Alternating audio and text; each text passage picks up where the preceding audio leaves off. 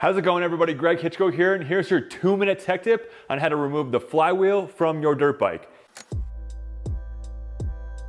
So you only really need a couple tools for the job, and the special tool that you will need, however, is this Tusk flywheel puller. There's a link in my description below if you want to pick yourself up one today. So these Tusk flywheel pullers are bike specific, but if you have a late model 2-stroke like a Honda, Suzuki, Kawasaki, or Yamaha, this one flywheel puller will fit all of those models, and then you'll just need a 17 socket to fit the end of this puller. But it's also nice to have a DeWalt impact gun to help blast it off because it makes the process go a lot easier. So let's dive into it.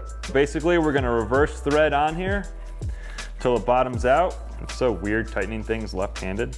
Going to the left. And then we'll screw this outer piece in. This is a size 17 socket. And we'll actually tighten this down onto the flywheel puller, hold onto the crank, and the flywheel should pop itself out. Just like that.